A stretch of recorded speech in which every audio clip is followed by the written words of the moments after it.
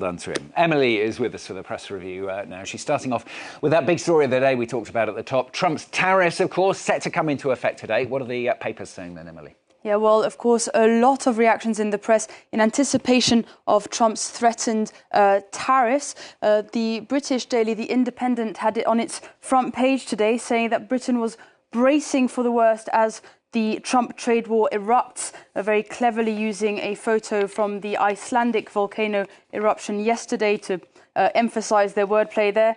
Trump's threatened tariffs could cost the world over £1.1 trillion, it says. In the Daily Mirror, they headlined with Carnage. They're saying that 25,000 jobs in Britain's car industry could be at risk.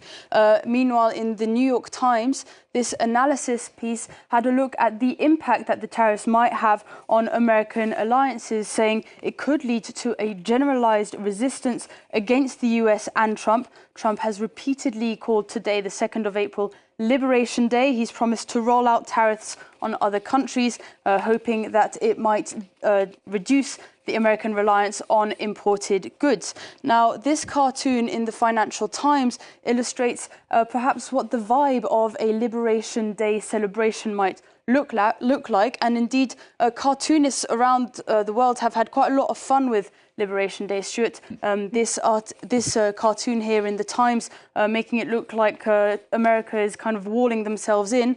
Also in the Telegraph, this cartoon calls it T-Day, of course, a reference to D-Day, and Trump and his tariffs making a landing on Europe's beaches today. The Irish Times thinks about the cartoon today and what it might look like tomorrow, saying that Trump might not necessarily expect the punching bag to punch back. Meanwhile, the EU has already said that it has a strong plan for retaliatory tariffs if Trump goes ahead with his.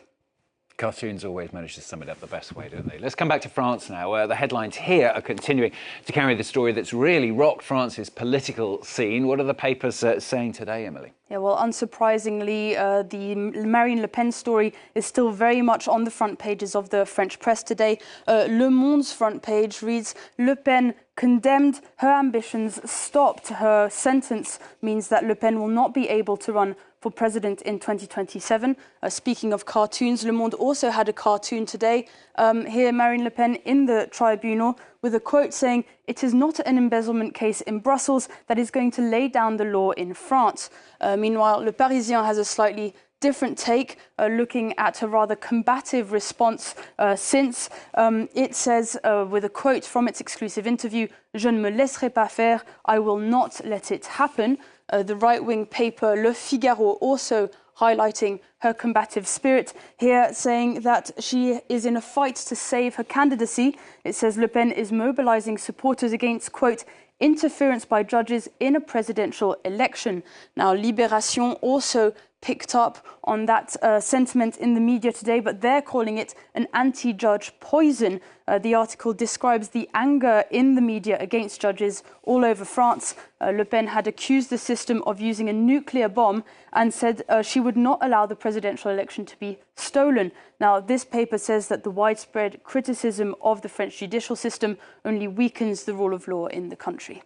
To Russia for this next one, talks of a ceasefire seem to be slowing down with Ukraine. All the while, Putin, though, Vladimir Putin, accelerating mobilisation, isn't he? Yes, exactly. Well, let's have a look at the Kyiv Independent from Ukraine. With its article, it says Moscow won't let US proposal on Ukraine happen in its current form. In an interview with the Russian media, a high-level Russian diplomat said the deal did not address the root causes of the conflict. And it seems all the while Putin is accelerating his war effort. This article in the BBC tells us that Putin has started Russia's biggest military call-up in years. It says that around 160,000 men aged between 18 and 30 have been called up, and it's the highest number of conscripts since 2011.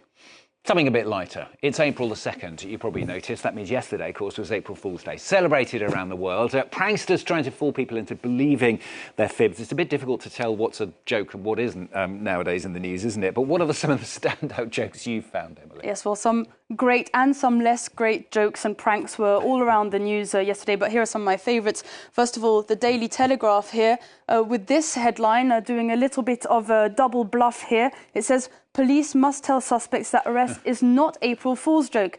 The article claimed the Met Police had been ordered to warn suspects under arrest that they were not strippers hired by their friends. Meanwhile, the Albert Hall also joined in the fun. They announced a special edition concert, a Nokia-themed evening, complete with the famous ringtones and a little game of Snake there.